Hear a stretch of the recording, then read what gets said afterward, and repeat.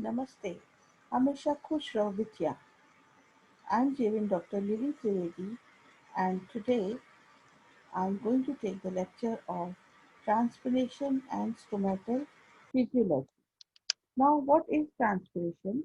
Transpiration is the loss of water vapor from the exposed aerial parts of the plant, and only 2% of the water which is absorbed is retained in the plant. Less is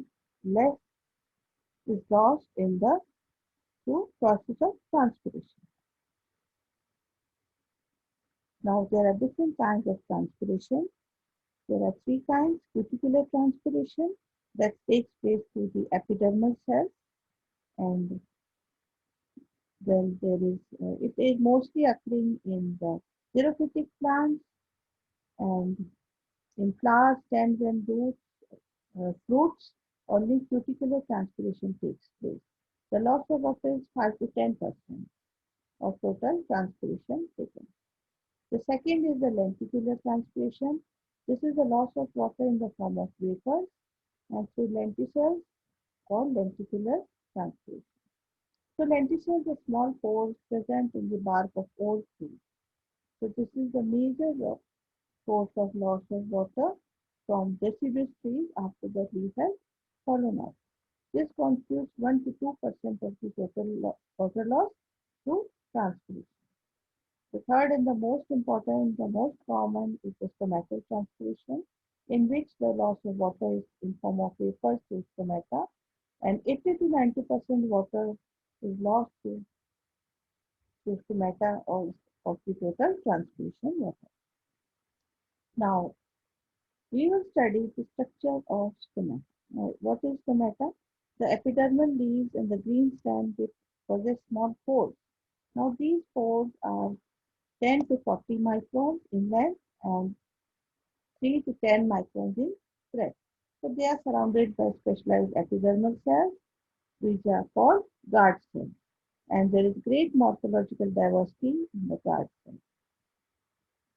Now, guard cells have a characteristic dumbbell shape in monocots, and they are surrounded by subsidiary cells. And in dicots, they are kidney shaped with, uh, with elliptical contour, and the pore is in the center. The subsidiary cells are often absent when the guard cell is surrounded by ordinary epidermal cells. So the two arrangements are there.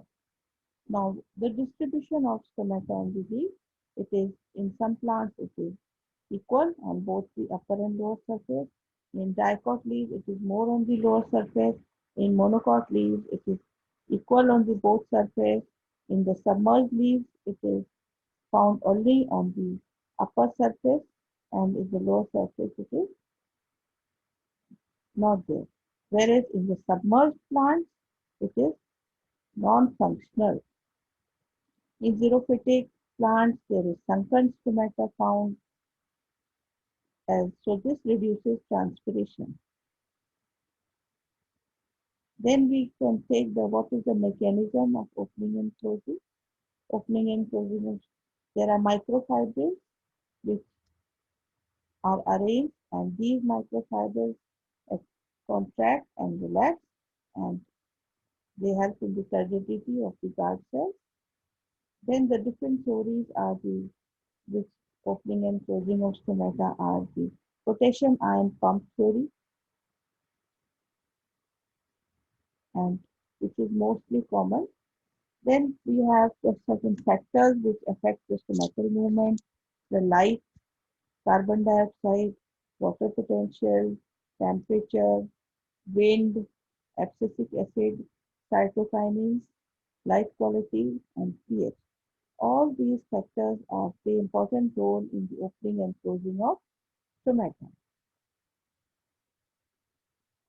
So the factors that also affect the rate of transpiration are humidity, temperature, light, wind velocity, water content in soil, and atmospheric pressure.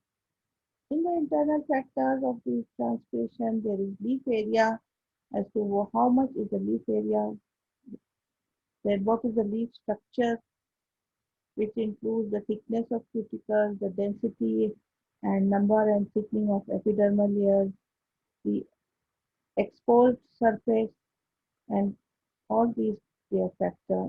And stomata in itself is a factor for the rate of transpiration.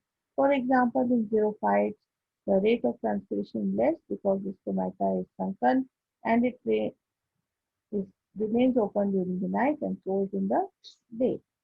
Leaf orientation, whether the leaf is hanging down flat on the surface, perpendicular to the lash, or parallel to the plant. So it depends on the leaf size, leaf shape, the leaf modifications like thorns and scales, root shoot ratio, mucilage and solute, water content of the leaf.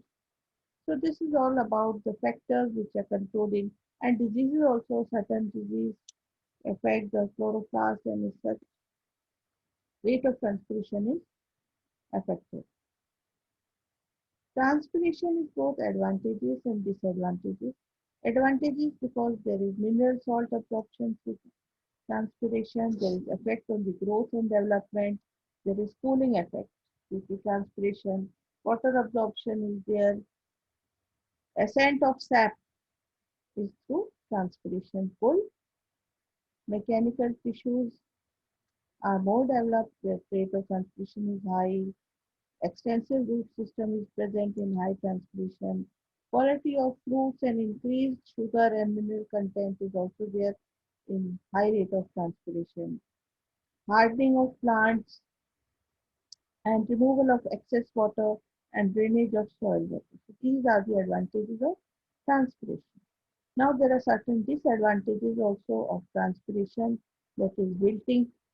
Excessive amount leads to wilting, stunted growth, expenditure of energy, formation of abscisic acid, and plants also modify themselves due to excessive transpiration, reduced photosynthesis, and formation of proline in water stress conditions.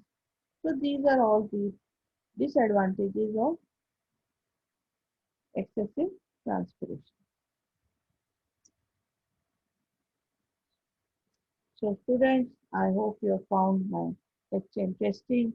If you have any query, please give in the comment section. I will resolve it soon. This session was powered by Digital Version 2.0 of Jyoti Vidyapeeth Women's University. Namaste and thank you.